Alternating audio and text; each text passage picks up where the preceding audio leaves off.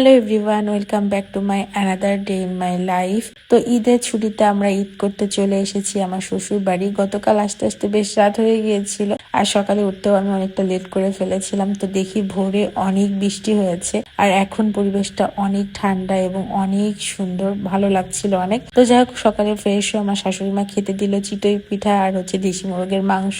দেশি মোরগের মাংস তো আমার বরাবরই অনেক পছন্দ, আর সাথে চিতই পিঠা একদম জমে গিয়েছিল। তো তারপর আমাদের বাসায় একটা বিড়াল আছে, তাকেও খেতে দিয়েছিল, সেও খুব আরাম করে খাচ্ছিল। খাওয়া দাওয়া শেষ করে আমি গিয়েছিলাম আমার চাচি শাশুড়ির রুমে, এবং সে এক কাপ কড়া লিকারে দুধ চা বানিয়ে দিল। দুধ চা তো আমার এমনি পছন্দ, আর তার চা বানানোটা অনেক সুন্দর হয়েছিল। তারপরে দেখি আমার বর ছাগল নিয়ে চলে এসেছে, এবং আমাদের দুইটা ছাগলই দেখলাম মাশাআল্লাহ অনেক সুন্দর হয়েছে। তো যাই হোক, এদেরকে দেখার পরে আমার বর এখন ওদেরকে একটা গাছে বাঁধতে নিয়ে যাচ্ছিল। তো আমিও তাদের পিছন পিছন যাচ্ছিলাম, এবং সাথে আমার আরো চাচা শ্বশুররাও ছিল, তারাও যাচ্ছিল। তো যাই হোক, সে খুব শান্তভাবে ছাগলগুলোকে নিয়ে যাচ্ছিল, এবং ছাগলগুলো খুব শান্তভাবে তার পিছন পিছন যাচ্ছিল। তারপরে দুপুরবেলা খাওয়া দাওয়া করে বিকালের দিকে আমরা একটু বের হলাম, বান্দুরা ব্রিজের উপর দিয়ে যাচ্ছিলাম, এবং বান্দুরা ব্রিজে বরাবরই অনেক জ্যাম লেগে থাকে, এটা একদম সাধারণ ব্যাপার। তো যাই হোক, জ্যামটাম ঠেলে আমরা গেলাম। আমার ননদের বাচ্চার জন্য একটু ড্রেস কিনলাম, আর সাথে আমারও অনেক কিছু কেনাকাটা করা ছিল, তো সেই কারণে মূলত গিয়েছিলাম। আমি ইচ্ছে করে ঢাকা থেকে কিচ্ছু কিনে আনিনি, এগুলো ভাবছিলাম যে বান্দুরা থেকে কিনবো, এবং প্রতিবার চান্ডাতে আমি, আমার ননদ আর আমার বর বের হয়ে এগুলো কেনাকাটা করতে, এবং এটা আমার কাছে খুবই ভালো লাগে। তো যাই হোক, আমার যার জন্য হিজাব নিলাম, সাথে আমার শাশুড়ি মায়েদের জন্য শাড়ি নিলাম, আরো কিছু কেনাকাটা করলাম।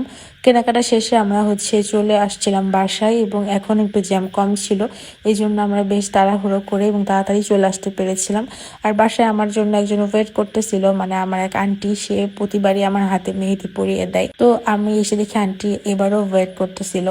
তো যাই হোক, আন্টি আমাদের জন্য বসেছিল, এবং আমরা আসার পরে সে আমার হাতে মেহেদি দিতে লাগলো, এবং আমার জন্য স্টারশিপ দিচ্ছিল চকলেট মিল্ক শেক, তো সেটাই নিলাম। তো আমি এবং আন্টি দুজনে মিলে চেয়ার্স করে মিল্ক শেক খাচ্ছিলাম, আর আন্টি হাতে মেহেদি পরিয়ে দিচ্ছিল, আমি সেটাই দেখছিলাম। আন্টি হাতে একটু নেল পালিশও পরিয়ে দিল, বললো যে আন্টি আপনার হাতে নেল পালিশ পরিয়ে দিই, তাহলে দেখবেন মেহেদিটা আরো সুন্দর লাগবে। তো যাই হোক, আন্টি নেল পালিশ পরিয়ে দিল, মেহেদি পরিয়ে দিল, এবং মেহেদি পরাতে পরাতে আমার ভাসুর আমাদের জন্য চিকেন টিকিয়া নিয়ে এসেছিল। প্রতিবারই আমার ভাসুর যখন হাতে মেহেদি পরি, সে নানান রকমের খাবার এনে দেয়, তো আমরা সেগুলো খাই এবং হাতে মেহেদি পরি। তো যাই হোক, আন্টি মেহেদি পরানোর পরে একটু ছবি তুলে নিল আমার দুই হাতের।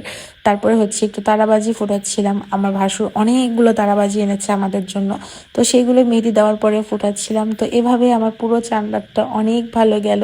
সবার কেমন গেল আমাকে কিন্তু অবশ্যই জানাবে, আর সবার ঈদ অনেক ভালো কাটুক এই কামনা করি। সবাই ভালো থাকবে, আল্লাহ হাফেজ।